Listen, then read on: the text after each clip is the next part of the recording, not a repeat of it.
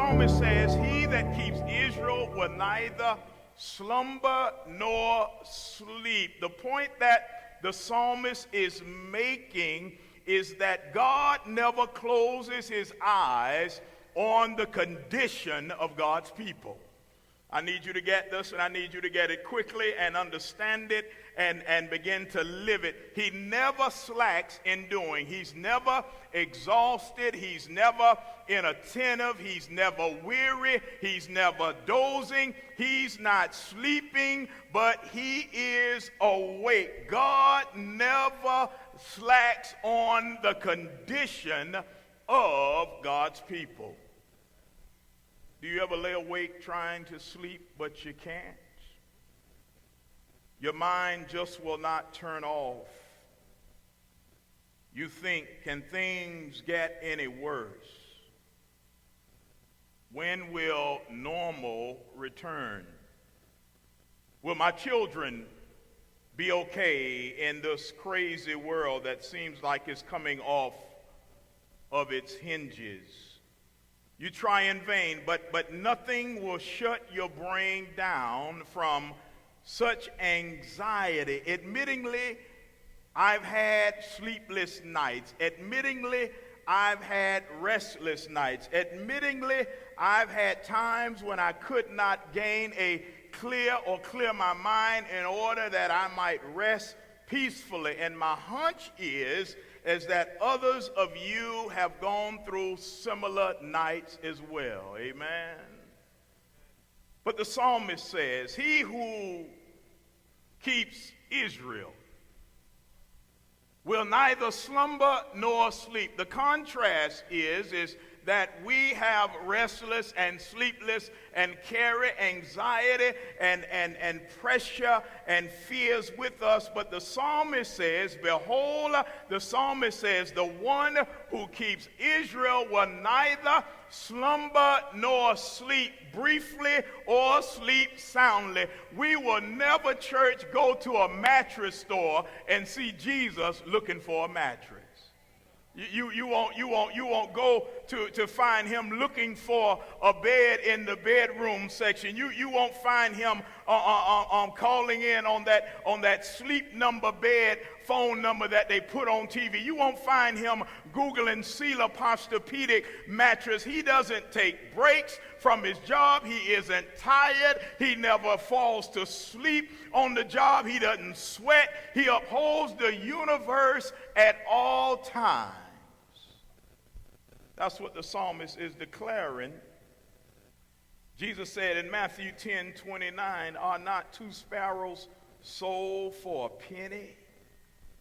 Yet not one of them will fall to the ground outside of your Father's care.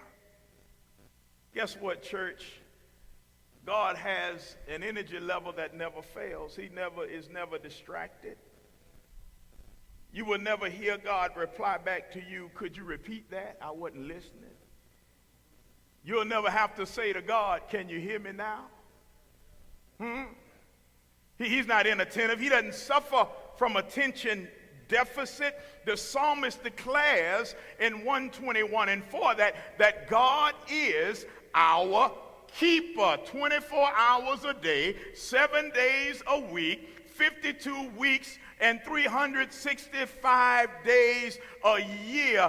God promises to do. God promises to be on time, to be there. He promises to be our keeper. The psalmist declares, which gives us confidence, which gives us clarity, which gives us a sense of direction for our lives. I will lift up mine eyes to the hills, which really is a question. Does my help come from the hills? No, my help comes from the Lord, the one who made the heavens and the earth. The Lord will be my shade on my right hand.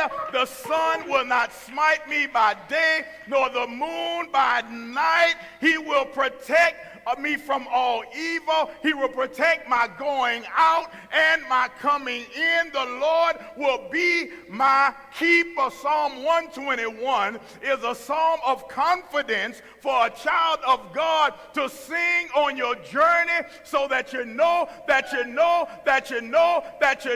no matter whether it's racism, whether it's oppression, whether it's COVID-19 or COVID-2020, or whether your friends are falling by the wayside, or whether you've been left alone to go it alone and figure it out on your own, to let you know God is your keeper, and as long as God is keeping you. Hey. One of my favorite quotes is when David said he was keeping me when I didn't know I was being kept. That's a mature Christian that then woke up and realized how God was helping your raggedy behind. When you were out there and you should have been dead, you should have died like everybody else, but God was keeping you when you didn't know you were being kept. You were giving credit to everybody else and everything else. You were smiling, you were giving your money, and you were giving it out all around, trying to reward those, but God was keeping you. Somebody say he's a keeper. If you're online, somebody just go ahead and text, he's a keeper. He's a keeper. How are we going to get through this? How are we going to get through this? And I'm trying to get through this, amen, literally and figuratively. Know that God is not sleeping. Understand God is not sleeping. Can we agree on that? God is not sleeping, amen. But understand, he's not sleep deprived. He's not sleeping.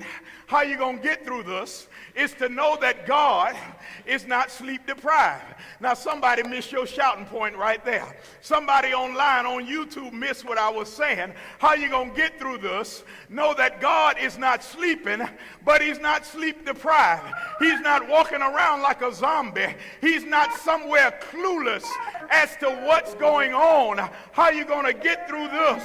Remember what the songwriter said. Why should I feel discouraged? And why should the shadows come? And why should my heart be lonely and long for heaven, my home, when Jesus is my portion, my constant friend is he. His eye is on the sparrow, and I know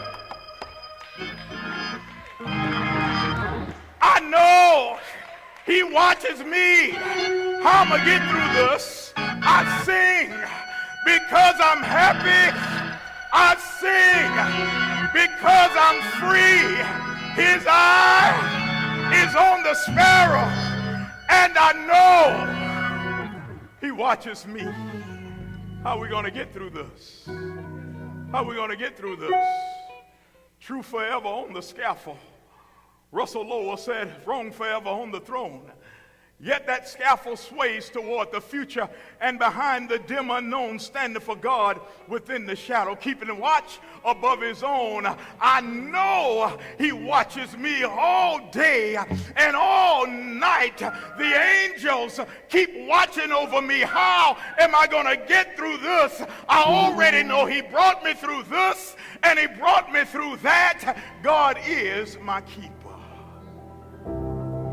The Son